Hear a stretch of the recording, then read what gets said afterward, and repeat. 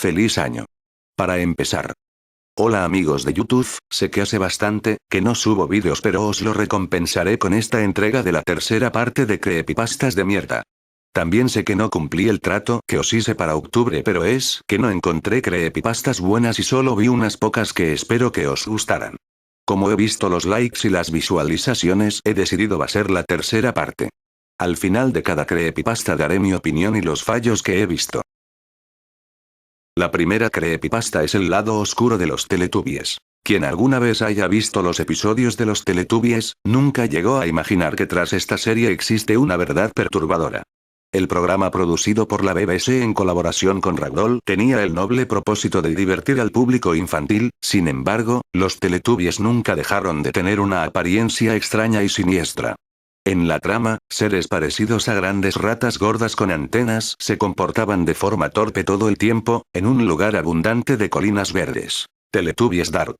Todas esas ideas extrañas presentadas a lo largo de los 365 episodios de la serie vinieron de la cabeza de un solo hombre, Andrew Davenport, y es justo aquí donde la historia comienza a ponerse interesante. Davenport es el director creativo de Ragdoll y un campeón de audiencia en los programas de su autoría. Ingresó en este ramo tras concluir su carrera en la Universidad de Londres. El éxito y la fama de Andrew siempre fueron destacados por la prensa de su ciudad natal, Folkestone, así como su lado oscuro, un lado oscuro que Davenport se ha encargado de negar vehementemente, quizá porque quiere olvidar. Durante su infancia, Andrew tuvo numerosos problemas en su escuela, por lo que fue obligado a estudiar en un colegio, que era un tipo de internado militar en las proximidades de Folkestone que tenía la mala fama de maltratar a sus alumnos. En este periodo, Davenport se sometió compulsivamente al riguroso plan de disciplina del colegio. Entre las actividades de ese plan estaba pasar un fin de semana en una base militar donde actualmente se encuentra la estación RAF Menuitil, en Harrogate. Tras ese viaje, Andrew volvió trastornado. Aquel pequeño siempre inquieto se convirtió en un niño serio, sin expresiones.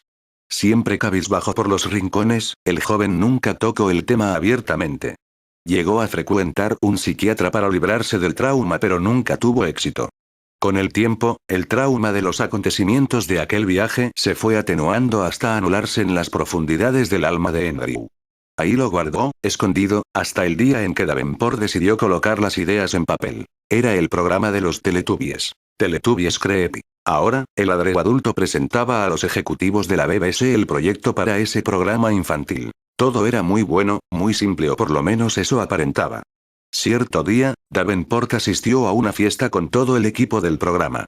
El director se pasó con la bebida y terminó en un estado deplorable. En medio del llanto, Andrew comenzó a confesar a los presentes una historia sobre una supuesta operación Miller. Según sus palabras, durante aquel viaje que había hecho en el colegio militar a los 13 años de edad, Andrew y sus compañeros fueron sometidos a un experimento que formaba parte de una operación llamada por los militares con el nombre Código Miller. Todos fueron puestos en una esfera que parecía hecha de un plástico líquido y permanecieron ahí mientras una luz cegadora envolvía toda la estructura. Andrew contó que se desmayó, despertando en un lugar totalmente extraño. En ese lugar, nada parecía tener sentido, las leyes de la física no se aplicaban y las criaturas que allí habitaban no tenían parecido con ningún animal que haya visto antes. Eran seres parecidos a grandes ratas, con cerca de 2 metros de altura, vestían ropas metálicas y con antenas por encima de sus cabezas. En la región del abdomen estos seres tenían un display en el que se podía ver todo lo que ellos pensaban, incluso los pensamientos del propio Andrew. Todos se comportaban de forma tonta, emitiendo algo parecido a una risa todo el tiempo. Parecían niños. Andrew y otros de sus 3 amigos permanecieron en ese lugar, según su perspectiva, durante largos meses. Se comunicaban con las criaturas mediante el pensamiento y éstas materializaban todo aquello que los niños deseaban, casi siempre con una sonrisa en el rostro. Cierto día, en medio de este ambiente extraño, Andrew y sus amigos encontraron un pilar, una piedra en forma de cilindro, que emitía una luz intensa. Uno de los compañeros de Andrew tocó aquel pilar y desapareció. Los otros entraron en pánico y salieron del lugar corriendo. El pobre muchacho volvió a su hogar, un globo flotante con ventanas donde también habitaban las criaturas. Sin embargo, cierto día el pilar cilíndrico se apareció al pie de su ventana. Andrew tenía miedo de tocarlo, pero una de las criaturas le transmitió un sentido positivo, haciendo que Andrew se armara de valor. El niño tocó el cilindro y despertó dentro de la esfera de la base militar en el momento exacto en que aparentemente había desaparecido. Davenport le dijo a su equipo que todo aquello había sido muy real como para tratarse de una ilusión. Y los otros colegas del experimento tuvieron la misma experiencia que Davenport. De un total de 12 niños, solo él y otros 3 fueron a parar en aquel sitio, los otros fueron cada uno a un lugar diferente. Andrew terminó diciendo que los responsables hablaron de que había tenido éxito en el universo del medio. Teletubbies satánicos. Al día siguiente, Andrew negó todo lo que había contado al equipo. Dijo que era un pensamiento tonto, que no creyeran en nada y mantuvo el silencio por meses. No se sabía nada más de Andrew hasta que tenía que dar una orden. La historia era demasiado extraña como para ser mentira. Años después, los estudiosos de la teoría de las cuerdas revelaron que podría existir, entre 2 universos paralelos, un lugar en el que las leyes de la física que conocemos no se aplican. Creen que se trata de un espacio vacío, sin vida, inocuo. Pero quizá estén equivocados, tal vez exista algo, quizá se trata de los universos del medio y quizá Andrew fue uno de los primeros humanos en visitarlos. Quizá esas criaturas también nos visiten. Ahora empecemos con las críticas respecto a la primera creepypasta El lado oscuro de los Teletubbies. Porque empiezas con una crítica, parece que estemos leyendo de Filmacinity, o cualquier otra web de críticas, no tiene sentido. Además sobra mucho texto, no me importa qué ha hecho el creador de los Teletubbies, parece que lo has sacado de la Wikipedia donde estudio, y otras cosas. En resumen sobran 3 minutos de creepypasta. Porque, no empiezas con lo que interesa y el resto lo resumes más mejoraría bastante. Pero porque por ser una historia es extraña tiene que ser mentira. Que se lo digan a Einstein. No quiero seguir porque con los muñecos y la forma de describirlos me podría tirar 3 horas, sin hablar de las faltas. La segunda creepypasta es Autopsia terrorífica. Aquel era un día normal. Al parecer, eso era lo que creía. Estaba tan exhausta que me desmayaba del cansancio. Abrir cadáveres no es algo ordinario y grato. Hay que tener agallas para hacerlo. Al contrario de la gente normal, que teme a realizar este tipo de trabajos, a mí me apasionaba hacerlo. Mi colección completa de los libros de H.P. Lovecraft y Anne Rice se lo decía todo. Esa noche solo me quedaba un cuerpo por abrir. Pertenecía al de un joven de unos 20 años de edad. Era muy guapo, sus ojos azules, penetrantes y apagados, por una extraña razón, que aún desconozco, me ponían muy nerviosa. Era fornido y perfecto, como si hubiese sido esculpido a mano. Me desperecé, me desconcentraba, por lo que aterricé para continuar con mi labor. Procedí a perforar el cadáver. Abrí su pecho y extraje los pulmones de su cavidad torácica, llenos de un líquido inocuo y transparente, inodoro, por lo cual inferí que había muerto ahogado en algún río, playa o piscina. Luego, con aguja e hilo quirúrgicos, fui cosiendo las hendiduras. Suena mi teléfono móvil.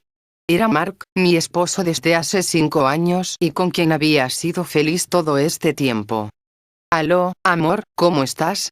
Su tono de voz me derretía por completo. Solía llamarme. Sabía que en mis turnos de noche me encontraba completamente sola. Bien, un poco agotada, en realidad demasiado exhausta y apenas me podía mover. No quería preocuparlo. ¿Te falta mucho para salir? Termino de sellar un cuerpo y me voy de inmediato. Entonces te espero despierto. Perfecto, cariño. Ahora te debo colgar porque tengo que seguir con mi trabajo. Hasta pronto, amor.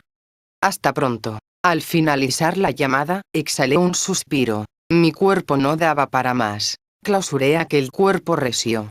Su piel muy gruesa me había dificultado incrustar la aguja para unir los trozos abiertos. Al finalizar mi tarea, me tendí relajadamente sobre una silla, en medio de la sala.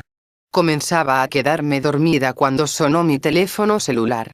No era Mark sino Victoria, mi compañera de trabajo y mi gran amiga desde que llegué al instituto forense. Nos confiábamos nuestros secretos más íntimos y nos hacíamos favores mutuamente sin vacilar. Tal era nuestra amistad. Contesté al acto. Elizabeth, ¿todavía estás en el instituto? Su tono de voz denotaba preocupación y aflicción al mismo tiempo. Sí, ¿por qué? Respondí algo extrañada, ya que no sabía qué diablos le pasaba. Porque no iré a trabajar nunca, antes la había oído hablar así, tan triste. Mi hija tuvo un accidente. La he trasladado urgentemente al hospital. Necesito, por favor, que cubras mi turno. Claro que lo haré. Hubiese negado su petición, si no fuera por un par de favores que ella me había hecho. Aún estaba en deuda. Gracias, sabía que podía contar contigo. De nada, para eso estamos las amigas. Tengo que cortarte. Suerte. Y cuidado con los muertos, no vaya a hacerte que te arrastren de los pies. A pesar de su preocupación, su sentido del humor no fallaba. Adiós. Guardé el celular y salí al patio a fumarme un cigarro. Contemplé cómo la hermosa luz de la luna bañaba la pileta. Pensé en mi esposo, en la hija de Victoria y en aquel hermoso joven al cual acababa de hacerle la autopsia. Terminé mi cigarro. Decidí enseguida entrar en el instituto forense. Sentí unos pasos detrás de mí. Instantáneamente me volví. No había nadie y el cadáver del joven había desaparecido. De repente, sentí un dolor punzante en la espalda. Algo fuertemente clavado. Por su textura deduje que era un cuchillo largo y de una hoja bastante gruesa. Caí al suelo.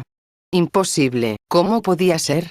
Únicamente yo tenía las llaves de este establecimiento. Cuán irónica muerte, cuán ilógica. Vislumbré de soslayo unos mechones de pelo rubio sobre mi ropa, supe inmediatamente a quién debía la puñalada. Elizabeth, despierta. Carmen, una de mis compañeras, me zarandeaba. ¿Qué ha pasado? Pregunté adormecida. Te quedaste dormida en la silla. Eso fue lo que pasó. Me levanté. Donde yacía el joven difunto solo hallé vacío. ¿Y el muerto de la camilla? Se lo han llevado. ¿Sabes? Hay algo que aún me extraña. ¿De qué hablas?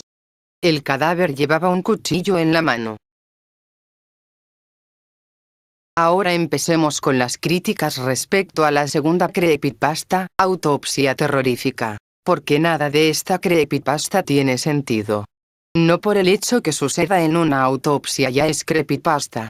He leído historias mucho mejores, y ocurrían en sitios más alegres, jajajaja. Además cabe destacar, que porque le das tanto morbo a la descripción, cito textual, era fornido y perfecto, como si hubiese sido esculpido a mano. Además de los ojos y el resto de la descripción. Esto me hace preguntarme, ¿de verdad querían hacer una creepypasta o querían hacer otra cosa? Jejejejeje.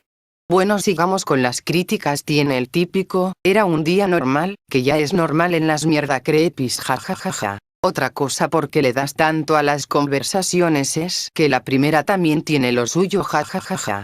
Además de porque explica tanto, citando me derretía de oír su voz. Con lo que sigo pensando que se equivocó con lo que quería escribir.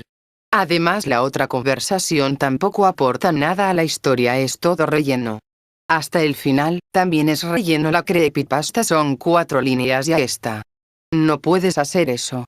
Una creepypasta que solo son 2 líneas de miedo, el resto es puro relleno.